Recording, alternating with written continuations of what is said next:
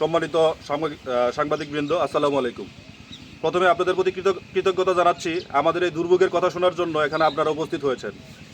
আজ আমি এবং আমার পরিবারের ও নিরীহ কিছু ব্যক্তির জমি সংক্রান্ত এক গুরুতর সমস্যার কথা আপনাদের সামনে তুলে ধরছি। আমরা দীর্ঘদিন ধরে আমাদের পারিবারিক ও ক্রয়কৃত জমি বুক দখল করে আসছি, যা আমাদের পূর্বপুরুষদের রেখে যাওয়া সম্পদ।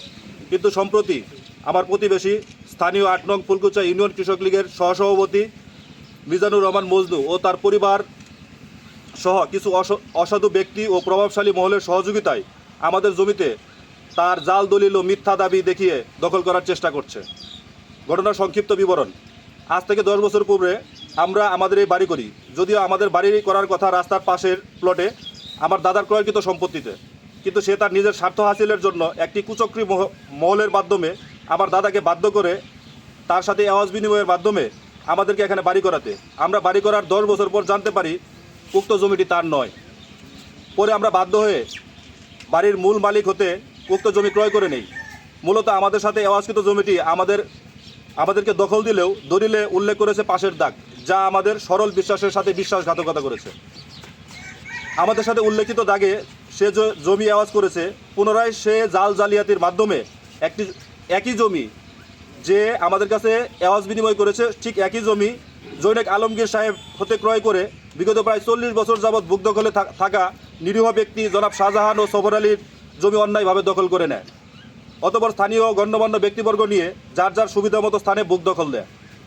তার ঠিক 1 সপ্তাহ পরেই 55/2024 অন্য প্রকার নামে একটি মিথ্যা মামলা রুজু করে পুনরায় আমাদেরকে ব্যাপকভাবে হয়রানি ও আর্থিকভাবে প্রায় 3 লক্ষ টাকার ক্ষতি সাধন করেছে। পরবর্তীতে সে নিজেই মামলা প্রত্যাহার করে। আমাদের ক্রয়কৃত জমির সঠিক কাগজ এবং নামজারি থাকা সত্ত্বেও অভিযুক্ত ব্যক্তি উপযুক্ত কাগজপত্র ব্যতীত দাবি করেছে যে জমিটি তাদের।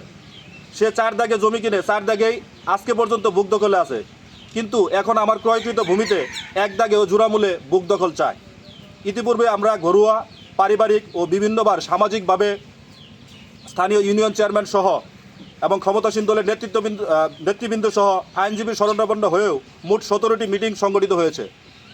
প্রত্যেকবারই সে দাবি করে তার উপযুক্ত দলিল আছে, কিন্তু সে 15 দিন 1 মাস করে সময় নেয় এবং এই সময়ের মধ্যে সে পুনরায় আমাদেরকে হুমকি ও বিভিন্নভাবে ষড়যন্ত্রের বেড়াজালে ফেলে ক্ষতির সম্মুখীন করে।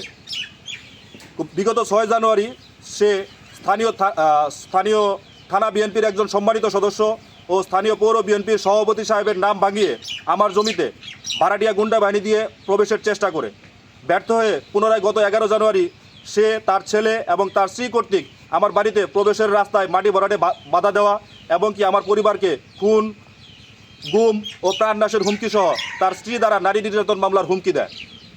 স্থানীয় প্রশাসনের কাছে আমরা একাধিকবার অভিযোগ জানিয়েছি, কিন্তু কোনো কার্যকর সমাধান পাইনি, বরং প্রভাবশালী মহলের কারণে বিষয়টি উপেক্ষা করা হয়েছে। এই পরিস্থিতিতে আমরা আইনি পদক্ষেপ নেওয়ার চেষ্টা করছি, কিন্তু প্রতিপক্ষের ক্ষমতা ও প্রভাব আমাদের ন্যায্য অধিকার প্রতিষ্ঠায় বাধা দিচ্ছে। আমাদের দাবি ও অনুরোধ, জমি সংক্রান্ত এই জালিয়াতি এবং বেআইনি দখলের বিরুদ্ধে প্রশাসন যেন দ্রুত কার্যকর ব্যবস্থা নেয় এবং আমার পরিবারের নিরাপত্তা নিশ্চিত করেন। সঠিক তদন্তের মাধ্যমে প্রকৃত মালিকানা নিশ্চিত করা হোক এবং দোষীদের বিরুদ্ধে কঠোর আইনি ব্যবস্থা গ্রহণ করা হোক। আমাদের এই অবস্থার জন্য, এই সমস্যার জন্য মানসিকভাবে আমরা বিপর্যস্ত করেছে। তাছাড়া আমার পরিবারের আর্থিক ব্যাপকভাবে সমস্যা হচ্ছে। আমরা বিশ্বাস করি প্রশাসন ও সাধারণ মানুষের সহযোগিতা পেলে আমরা এই অন্যায় থেকে মুক্তি পেতে পারি।